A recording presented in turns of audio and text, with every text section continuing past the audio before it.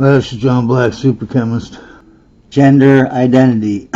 See, that's the second reason, is because she couldn't get over the guilt of, the way men are, and this thing here where she's guilty about, like, she's fooling everybody, you know what I mean? Just having to fool everybody. And the third reason is because of her gender identity, that she was getting crazy with that. Because when you got to figure, this is a year and a half she's done this. It wasn't like a couple weeks or a month or something. Her identity came crashing in. I didn't have the resources or the reasons anymore to stop it. And this is her telling us word for word why this 18 months put her into a deep depression. It doesn't get any clearer than that. Gender identity. At the beginning of her second book, Voluntary Madness, she explains that she lost her mind mostly because she tried to hold two identities together. Now, we'll talk more about the book in question in a bit. In this book, we truly get to understand her state of mind and what really happened to her as she gets a bit more personal. But her struggle with her gender identity comes up again in an interview with NPR. And it's important that I mention it because it seemed very relevant. So at some point in this interview, Nora Vincent was asked a question and she replied, and I quote, "I had I would say, nervous breakdown. I really went into a terrible depression. I think that I also developed a tremendous empathy for transsexual because I think part of what precipitated that breakdown was also the fact that trying to hold two gender identities in my mind at the same time. It's like hold two gender identities in my mind. Was also the fact that trying to hold two gender identities in my mind at the same time. Identities in my mind at the same time." See, they're talking about, people don't understand how much stress that puts on a person being non-binary. And most people don't even know that, because all it takes is a little bit moving out of your place, acting like these women acting like men, these men acting like women. It sets this cognitive dissonance. My brain was female. I felt that I was a woman very strongly, but I was trying to pass as a man, and that's just a conflict that I couldn't sustain. So holding two identities in the head played a big part in the mental breakdown, because she mentions this at 3 different occasions. How come no one mentioned it before baffled me, and I think that was one of the biggest reality check for me, because I was like, wait a minute, Yeah, see, they don't want you to know this because this is the biggest secret, is how they tricked everyone to be non-binary. Just enough non-binary where it destroys all the families, and then when these non-binary people grow up, they're basket cases. I know. I'm related to my whole family. I got like 20 people I'm related to. They're all single mothers, multiple baby daddies, multiple marriages, childless. All basket cases, all acting like non-binaries, and they all hate men. And never came into play when they first covered her story. All single mothers. There is another major factor that we never took into account. At some point in the book Self-Made Man, Nora Vincent mentions that she had a lot of anxiety and fear about the lies that she had to tell to the people that she was meeting, but also she had a bit of fear and stress about the idea of getting caught. So then let's talk about the moment that everyone tends to focus on the most. It's when Nora Vincent eventually joins the men's group, or the men's workshop is how she refers it at time in the book. The first and most crucial context here is that Nora Vincent already went into the group with a lot of fears and anxiety, also some preconceived notion of what it would be like. As she explains at the beginning of this chapter, she saw herself as the enemy to this man, but also she was extremely uncomfortable because of something that she did not like. And she said, "Call me uninvolved, but I didn't want to hug anybody there just because it was part of the program. I don't do program. I don't like program. Even though I know people who participate in them and have changed their lives immensely for the better as a result. I wanted to hug people when I felt something for them, when I was ready.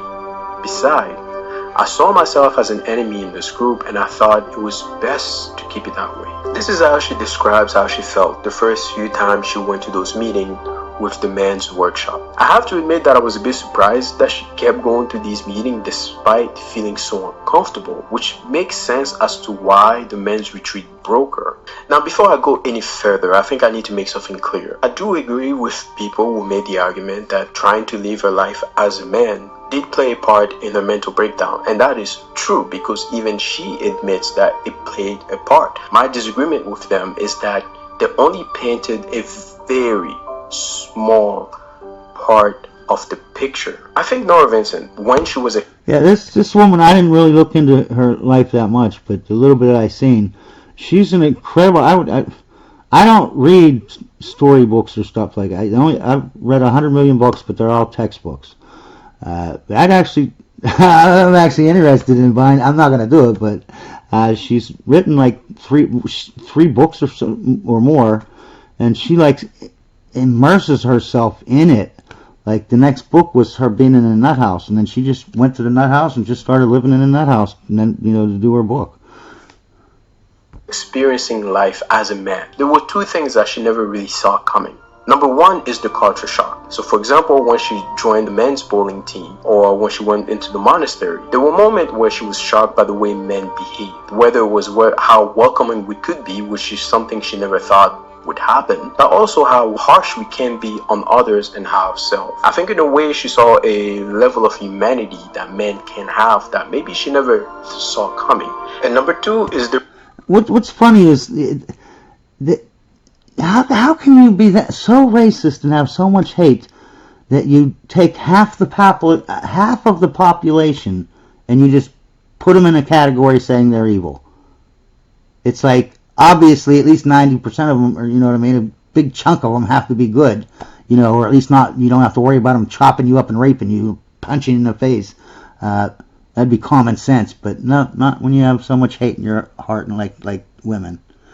A reality check that men don't really have it so easy. But there's the other side of the coin that she also mentioned, the idea that men, depending on the situation, tend to have way more advantage and way more power than she also imagined. So let's go back to the men's retreat. Now, to make a very complicated and very long story short, and to be honest, you are doing yourself a disservice if you do not read the book, because how she explains it and how she describes it, it's almost impossible to really replicate unless I do it verbatim, and I'm not going to do verbatim because I don't want to spoil the book for you. Because what she explained was, first, before she even went into the retreat, she had a few fears. She was scared that, first of all, it was a retreat, a weekend-long retreat, into the woods, isolated, and she wasn't too sure how that was going to play out for her. She had played different scenarios in her head where these men found out that she was a woman in disguise infiltrating their secret circle or their safe space. Hey, what do people think? That these are probably like upper middle class people or something? They're probably not from the projects, you know what I mean? And there's a whole bunch of them, but they're all just gonna, like, everyone, you all think that men are that tight, like that we just, 100 guys are gonna be there and they're gonna be like, oh, okay, I'm on board with killing this person or beating up this woman. You really think the whole crowd would be like, oh yeah, let's do that? You know what I mean? Like we all know each other. Do you all think that we have like little meetings that half the country goes to the meetings once a month? And what I don't get it. You can put it that way. And she was very scared at the idea of what they would do to her if they found out. Yeah. And that really made her anxious. Nonetheless, they would have said, hey, get out of here, you gotta leave. And she would have left. Like, well, I don't understand. You'd think this was like in some ghetto or something, you know what I mean? Come on.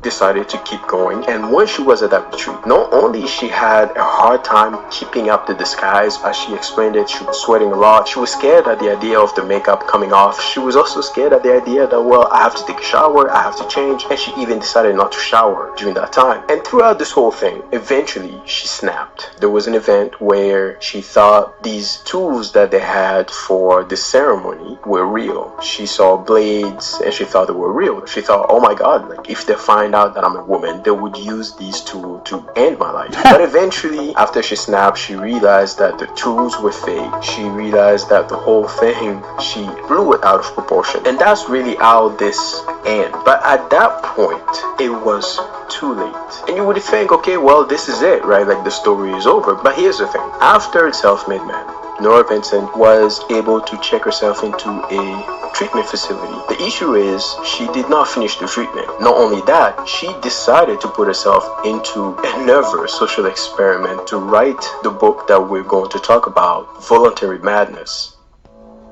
She decided to infiltrate 3 different facilities and posing as a mentally ill patient, just as she did before a few years ago, posing as a man. Now, this book is a tough read because, as I mentioned before, she opens up a lot more about her history with mental illness, her history with prescription drugs, and even recreational drugs, and how she felt mentally throughout the process of making Self-Made Man, but also the process of making this book, Voluntary Madness. What surprises me the most, and what I noticed, one other thing that I noticed that I think is quite fascinating, it's when she admits that she lied and she faked being okay, being back to normal, so she could get out of the treatment facility earlier. Keep in mind that she checked herself into that facility right after she was done her social experiment for Self-Made Man. After I read that part, I thought to myself, so she never really gave herself enough time to recover and then goes to put herself into another stressful situation to write a book about mental illness. And maybe she had a contractual obligation to a publishing company. I'm not sure. That's just speculation. Or maybe she just wanted to have the same success that she had with Self-Made Man. At some point in the book, she says that she got depressed again because she went off her medication without consulting a doctor. Because she started to read about the side effects of drugs that she was taking and the corruption in the medical industry. But she says that she also stopped taking her medication because she wanted to be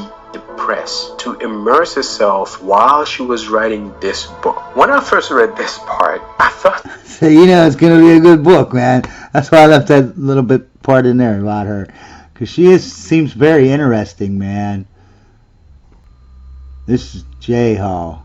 I like that guy. He's a good channel. I could not live one day as a man. why not? No way. Why not? Not only do men have to have themselves together, but they have to make sure the people that are following them are in order too. So he has to have eyesight not only for himself, but for everybody else around him. He has to lead everybody else, which means he does have to take his feelings and gobble them so that everybody else can lean on him. And I can't handle that. I want to be soft, I want to be coddled, I want to be taken care of, I want a hug. And I want a lot of grace when I make a mistake and I mess up. And a lot of women, we expect that other people give us grace. I mean, if I make a mistake, you should know that my emotions and my feelings got involved and I didn't mean it. But God forbid a man does that. I mean, society holds him to a certain standard, and God even holds him to a certain standard. I'm a woman, and I want to cry, and I want a lot of grace. I want people to cheer me on when I do stuff right. When I think logically, and it makes sense, people cheer me on for it as a woman, because it's unheard of when women hold themselves accountable and want to reach for a certain standard. That's holy, that God wants us to live by. But men don't get cheered on when they do stuff right. We just magnify when they do wrong, and when they do right, it was already expected of you. You don't get hugged and coddled and cheered on for it. And I just couldn't live like that. I couldn't live as a man. I would just like be done, bye. Because what's the point? I don't get a hug and I don't get loved when I try so hard. God forbid, as a man, like, you mess up in any capacity. God forbid. If a lot of women were actually like her, more and more men would be opting to get married, bro. Now, that woman is a beautiful woman. Any man that would hurt this woman, the man should be punched in his face repeatedly. This is the Chow Time Pod.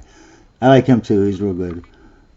So wait a sec. How are you equal if the men are the ones that have to fight and die to defend the country? The men are the ones that build and maintain all the infrastructure, right? Like, none of this stuff in the studio is built or maintained by women. Do you know that like 90% of infrastructure jobs are still held by men?